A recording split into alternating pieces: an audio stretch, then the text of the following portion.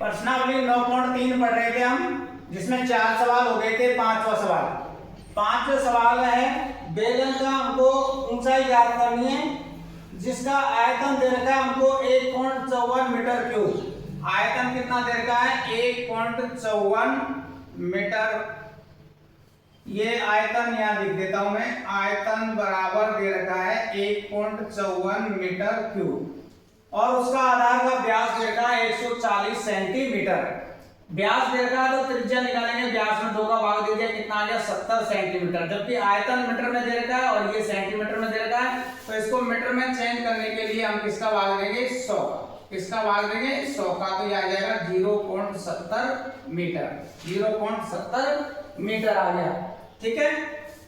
अब हमको आयतन, बेलन का आयतन का सूत्र होता है pi r square h. Pi r square h. आयतन का मान देखा 1.54, तो 1.54। पाई का मान होता है 22/7। आर का मान कितना है आपका? 0.70 गुणा 0.70, और एच का मान हमको ज्ञात करना है। एच का मान ज्ञात करना है, तो 7 का भाग दे दिया इसमें, तो ये आ गया 0.10। 0.10 ये हो गया आपके पास में 154 बराबर, ये 22 है गुणा में 0.10 गुणा 0.70 गुणा में h। h का मान ज्ञात करना, तो ये हो जाएगा 1.54, और ये पूरा नीचे बटे में आ जाएगा 22 गुणा 0.10 गुणा 0.70। इनको गुणा करेंगे, गुणा करने पर देखो कितना आ जाएगा आपका? 22/7 था ना, ये 22/7 है। गुणा कर दिया इसको अपन ने, काट दिया, इसका भाग दे दिया 0.7। गुणा कर लेते हैं इसको, देखो 22 गुणा करेंगे हम 0.7, तो ये आ जाएगा 7 दूनी 14, 7 दूनी 14 15। पॉइंट लगाएंगे यहाँ पर, तो ये पॉइंट लग जाएगा यहाँ पर। यहाँ पर 2 संख्या छोड़ के पॉइंट लगेगा, एक पॉइंट इसका 0 हटा देते हैं पॉइंट के बाद की, ये 0 यहाँ भी हटा दी मैंने, यहाँ भी हटा दी। ठीक है। इसको गुणा करेंगे तो 7 आएगा, 7 को इससे गुणा कर लेंगे, तो ये आ जाएगा आपके पास में 1.54, और नीचे भी कितना आ जाएगा आपका? 1.54। भाग दिया तो कितना आ जाएगा? 1 मीटर। तो h का मान कितना आ गया? ऊंचाई कितनी आ गई आपकी? 1 मीटर। बेलन की ऊंचाई हमसे पूछिए, तो बेलन की ऊंचाई कितनी हो गई आपकी? 1 मीटर। बेलन की ऊंचाई बराबर 1 मीटर। यही हमसे इसमें पूछा है। बेलन का आयतन का सूत्र पाई आर स्क्वायर एच। ये यहाँ पर पॉइंट के बाद भी 0 हम हटा देते हैं, पॉइंट के बाद भी 0 हटाएंगे, केवल 7 रख लेंगे। कर दिया हल इसको।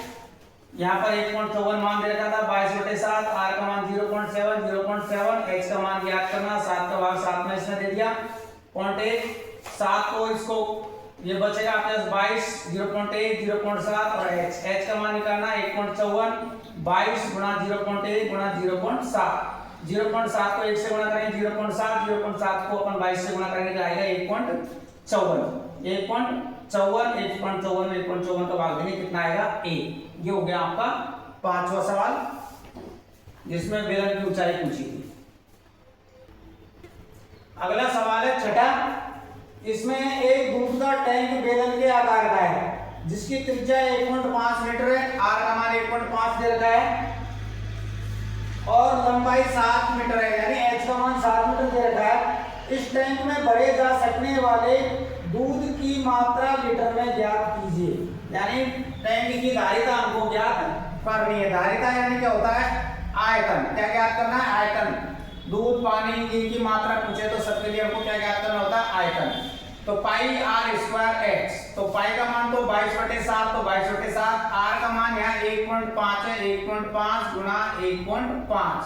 एच का मान 7 है, तो यहाँ कितना लिखेंगे? 7। 7 और 7 कट जाएंगे, आपके पास में बच गया ये 22 गुणा 1.5 गुणा 1.5, तो ये बचेगा आपका 22 गुणा 1.5 15 गुणा करेंगे इनको, तो ये आ जाएगा 2.25। 2.25 गुणा कर लेंगे इसको, तो 2 से गुणा करेंगे 0 1 4 1 5 और 4, फिर 2 से गुणा करेंगे 0 2 दूनी 4 5 और 2 दूनी 4, तो ये आ गया 0 5 9 4, ये आ गया आपके पास में 4 9 और 50 मीटर क्यूब।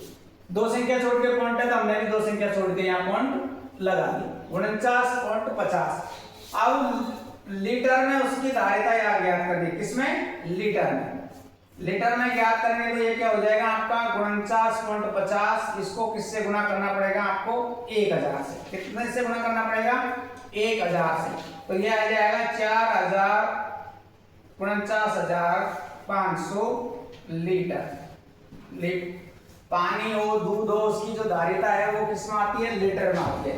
लीटर में मापा जाता है इसको, तो उसकी पानी की धारिता कितनी आ जाएगी? 49,500 लीटर। ये आपका इसमें उत्तर है।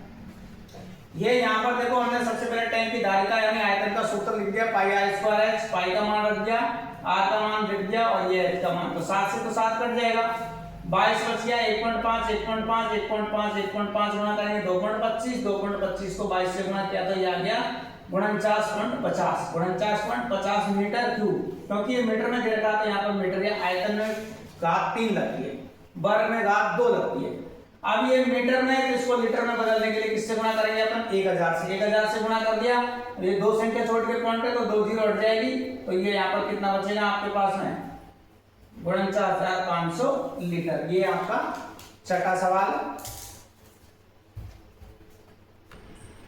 अगला सवाल है सातवां सवाल में दिया यदि घन के प्रत्येक किनारे को दोगुना कर दिया जाए तो इसके पृष्ठीय क्षेत्रफल में कितना गुना वृद्धि होगी और इसके आयतन में कितने गुना वृद्धि होगी।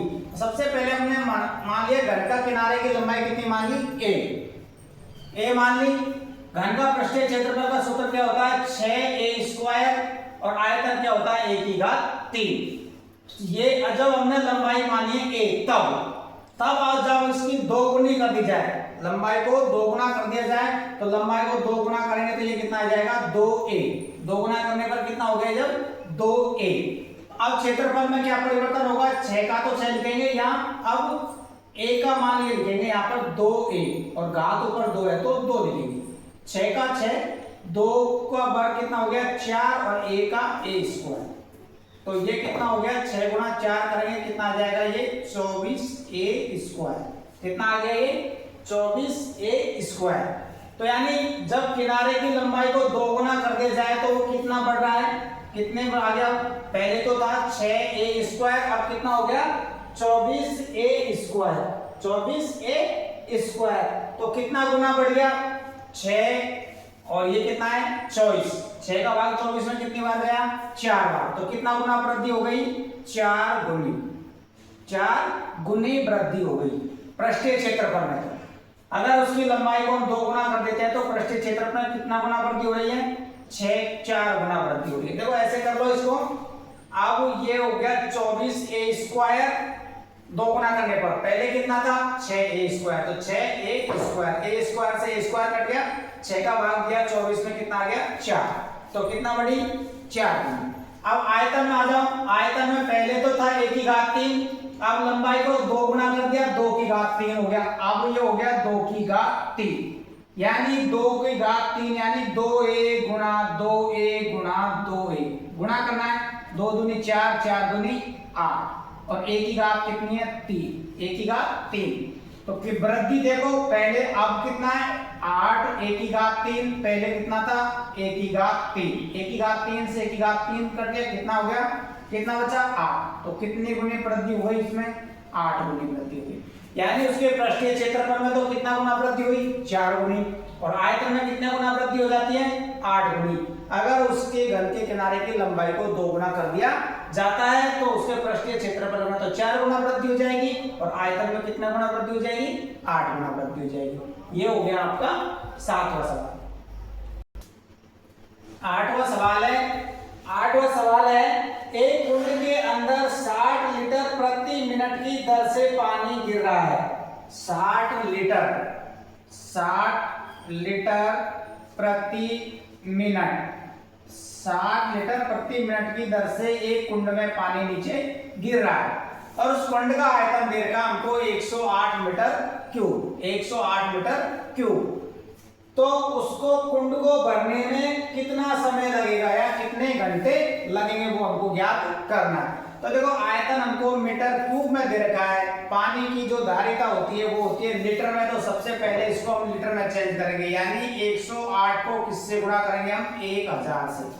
1000 से गुणा करेंगे तो ये आ जाएगा आपका ये लीटर। सबसे पहला काम है मीटर में दे रखा है तो उसको लीटर में परिवर्तित करना है। ये आ गया अब आपके पास में। उसने कितने घंटे लगेंगे भरने में, लगा समय, कुंड को भरने में लगा समय, लगा समय घंटे में पूछा उसने। तो ये तो ऊपर लिखेंगे हम 60 लीटर प्रति मिनट दिया है, मिनट। उसने हमसे पूछा है घंटे के लिए, तो यहाँ पर 60 से और गुणा हमको करना है, 60 से और गुणा करना है। ये 0 से ये 0 कट गई, ये 0 से ये 0 कट गई, ठीक है। ऊपर बचेगा आपके पास में, भाग देंगे, ये यहाँ पर जो समय आएगा वो आएगा आपका घंटे में आएगा। अब आपके पास ऊपर बच गया ये और नीचे बच गया आपका 6 गुणा 6। 6 का भाग दिया इसमें, 6 का भाग देते हैं, 6 एकम 6, 4 बचेंगे 48, 8 छक्की 48, 0 की 0। ऊपर बच गया आपके पास में 180 और नीचे बचेगा 6, 6 का भाग देंगे, 6 पिया 18, 0 की 0।